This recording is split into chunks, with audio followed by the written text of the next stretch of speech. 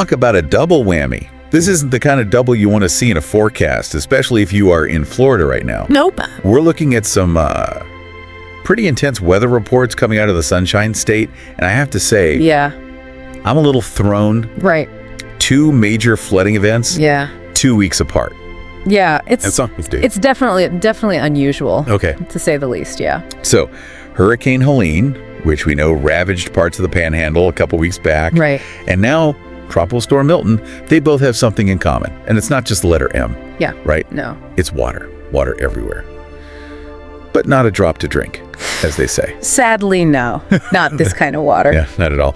So you're joining us for what we call a deep dive into these crazy weather events. And by deep dive, I do mean deep.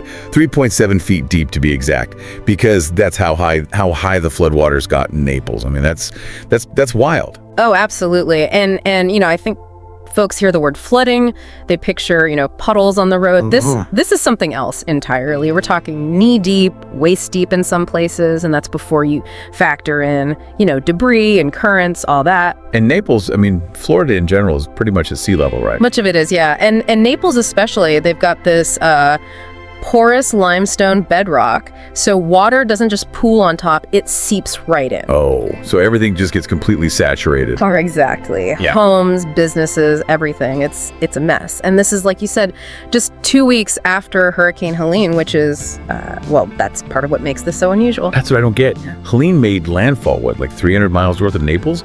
How can a storm that far away cause that kind of flooding? So it's all about a little something called storm surge. Imagine, like a massive wind-driven wave. Okay. Helene was a powerful storm, right?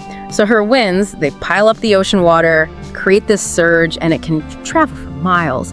Really? So even though the hurricane itself was way up north, that surge, that wall of water just kept going. Like a bulldozer, pretty much. And the thing is, predicting storm surge, it's not a perfect science. You've got the storm's intensity, obviously. Right. The angle it hits the coast. Even the shape of the coastline itself can play a role. Wow. During Helene, they recorded a surge of over 4 feet in Naples. 4 feet? See, that's what blows my mind. Yeah. These are powerful forces of nature we're talking about. And now, it wasn't bad enough. Right. Milton decides to show up at the party. As if on cue. Right. Yeah. This time Tampa's in the crosshairs. What's the situation looking like there? Well, as we speak, Milton is dumping rain, buckets of it. I think the report I saw said over 3 inches in just a few hours. Seriously, that's a lot. That's intense, even for Florida. It is. Now, Tampa Bay's geography is a little different than Naples, but this much rain on top of everything being soaked from Helene. Oh no, that's a recipe for disaster, isn't it? Yeah, the potential for serious flooding is there. Drainage systems get overwhelmed, the ground can't absorb any more water. It's a recipe for trouble, to say the least. So we've got these 2 storms, 2 weeks apart, both causing major flooding in different parts of the state. This really feels like one of those 1-2 punches you hear about. It really is, and it kind of throws a spotlight on this bigger question, right? Climate change, everyone's talking about it, but this is what it looks like on the ground. More intense storms, more frequent storms, and coastal communities, they're on the front lines. Exactly. So what can we do? Honestly, the biggest things are awareness and preparation. Know your risks, have a plan, an evacuation route, emergency supplies, all that. Don't wait until the storm is breathing down your neck to get ready. That is such good advice. Be prepared, stay informed. Mother Nature, she waits for no one. This has been a sobering deep dive today. It has. We've got Hurricane Helene, Tropical Storm Milton, 2 very different storms, but both causing unbelievable amounts of flooding in Florida. Yeah. Makes you wonder, what's next? And how do we prepare for a future where these kinds of extreme weather events might become more and more common? Big questions. Big questions indeed. Be safe out there, everyone. Nice. All right, everybody, let's dive right in. Hurricanes, right. Yeah. They're no joke. Yeah. And keeping up with all the news, well, it can feel like you're drowning in information overload, Yeah. So today, we're taking a deep dive into a conversation about Hurricane Milton.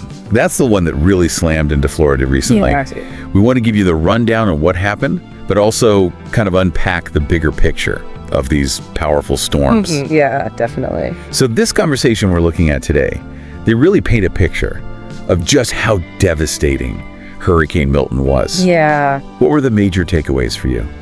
It's kind of eye-opening, actually. Yeah. This conversation really drove home the point that, not all areas experience a hurricane the same way. Right.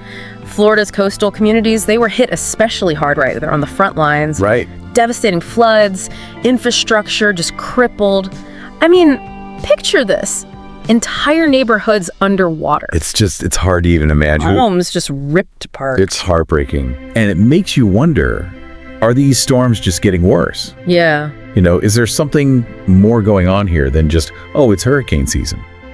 I think that's the question, right? Nice. Like, we know hurricanes are a natural part of our climate. Right. But the thing is, rising ocean temperatures, which are largely driven by climate change, they're basically acting like a supercharger for these storms. Wow. It's like warmer water equals more evaporation, right? Okay. And all that extra moisture, where does it go?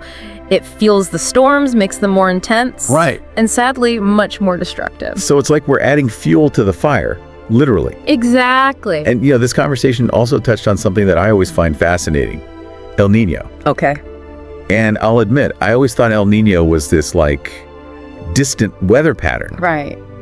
I didn't realize it actually impacted hurricanes. Well, yeah, it's understandable. Yeah. It seems like this far-off thing, but it actually plays a huge role, even if it's indirect. Imagine like a giant seesaw in the Pacific Ocean, right? Okay. When one side goes up, warmer water, the other side goes down, cooler water. Okay. That's El Nino in a nutshell. Yeah.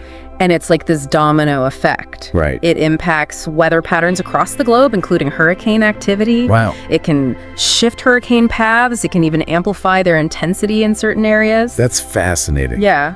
And it really highlights how interconnected everything is, Absolutely. Our climate system. It's all connected. Yeah.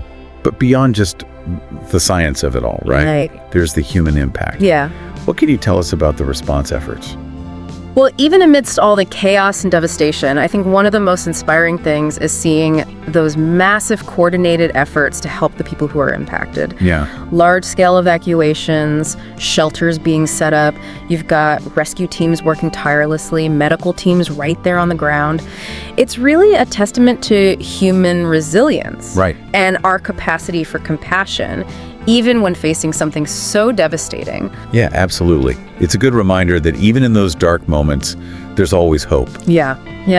But this conversation also made a point of highlighting that the impact of a hurricane, it goes way beyond that initial hit. Oh, absolutely. The aftermath, it presents a whole other set of challenges. Flooding, for instance, can lead to outbreaks of diseases, cholera, malaria. Right. These are serious long-term health risks, especially for communities that are already vulnerable. Right. And then on top of that, you have the persistent power outages, water shortages, displacement. Right. It makes that road to recovery that much longer and more difficult. So it's a long road. Yeah. It's a stark reminder that, it's not over when it's over. Right. So for our listener out there, taking all of this in, what can they do? Yeah. This conversation we're discussing, it offered some suggestions on ways to help, right? Yeah, absolutely. And even if you're far away from the disaster, there are things you can do. Right. Donating to reputable relief organizations. Honestly, even a small amount can make a difference. You can volunteer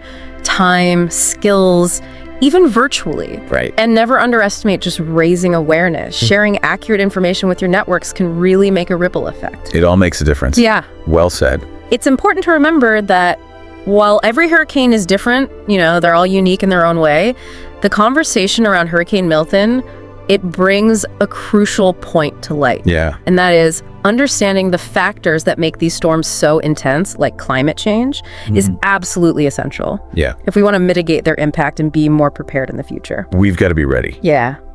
Well, that's all the time we have for today's deep dive. Yeah. But the conversation doesn't end here. No, definitely not. Keep asking those tough questions, stay informed, and let's all do our part to build a more resilient future.